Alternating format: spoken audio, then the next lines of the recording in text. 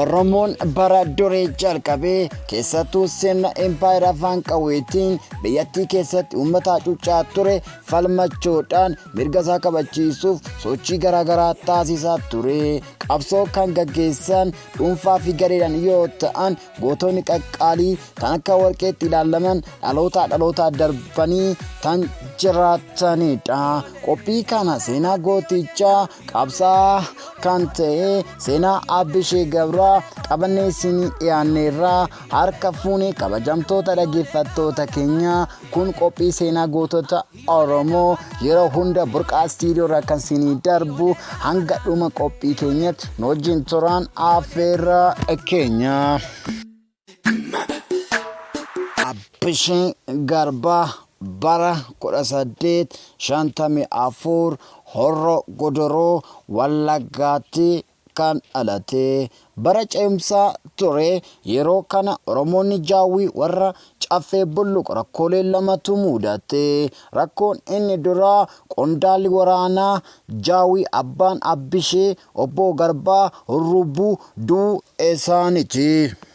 Rakkoon inni lammaffaa immoo loltoonni diina kan mormor ce'uudhaan dhufanii lafa Jaawii qabachuu dhufanii jecha Garbaan Hurrubaa abbaa bokkuu gadaa Jaawii kan turan erga du'anii sababa loltoonni Raas Adal Tasammaa laga mormu ce'uudhaan lafoota akka Amuruu Horroo Guduruu waan weeraraniif jecha gumii gadaa yaa'ee nama bakka isaanii bu'uuf laachuu hin dandeenye.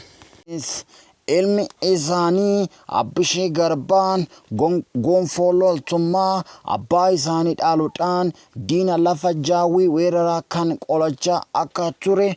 Barri Abbisheen diinota dirree lolaa hedduutti wal faana ture yeroo meeshaa waraanaa ammayyaa hin jirre waan ta'eef gootummaan isaa kan leellifamu lola eeboo fi gaachana fardaa loluudhaan kanaanis weerara lafa babal'ina laga mormor ceenii dachee Oromoo mancaa weeraruuf taasifamaa hedduu qolatee laga gamatti akka ittise himamaa. Lolawwan hedduu Abbisheen farda irratti injifate keessattuu immoo lola guddaa korkor kan yeroo hunda maqaan isaa itti dhahamudha.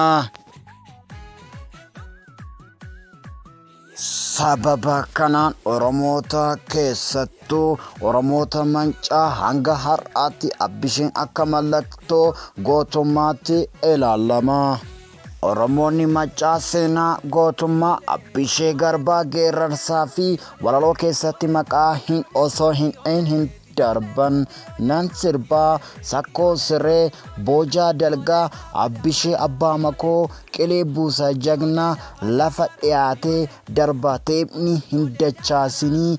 Abbisheen Garbaa dandeettii loltummaa qaburraa ka'uu isaa beekuuf lolli tapha jecha akka ture namoonni seenaa ni dubbatu. Lola guddaa korkor booda Abbisheen abbaa makoo lolaan injifachuun waan hin danda'amneef diinonni karaa jijjiiranii waggaa 3 booda karaa dippiloomaasiin harka diinatti akka kufe seenaan ni hima. Raas Adal Tasammaa yeroo hedduu yaalus lolaan Abbishee mo'achuu hin dandeenye. Kanaaf jecha mala jijjiiranii dippiloomaasiidhaan Abbishee harka isaaniitti galchanii warri akka Soor Galaanii fi Qadiidaa waan darbe warra amananis diina dabarsanii yeroo sanitti loltoonni Abbishee qabatan gara tarkaanfatan deemu gidduutti kun nugantii miila keessatti faana keessan hin baasinaa kan jedhuu fi lakkii kakatanii nu hin ganan dhimma jedhu irratti falmii guddaa akka tures himama. Dhumarratti warri Raas Adal Tasammaa lolaan dadhabanii tooftaan qabanii gara Darbaa Maarqos Goojam akka geessanii fi naannoo bara 1855 achumatti akka ajjeefamu seenaan ragaa baha. Abbisheen tooftaa goyoomsuun diinota harka bu'ee kanaan hedduu kan gaabbuu fi aaruu irraa kan ka'e bakka hidhame ture qabanii qubasaa abbudduu ofirraa ciniinaa akka du'e seenaan ragaa baha. qopheessee kan isinii dhiyeesse Anawaa Jeesminii Borqaa Istiidiyoo irraa kan gulaalee Shaambal Nagasaa torban qophii goota imbiraatiin wal bira dhufnaa hagasitti torban gaarii isinii haa ta'u.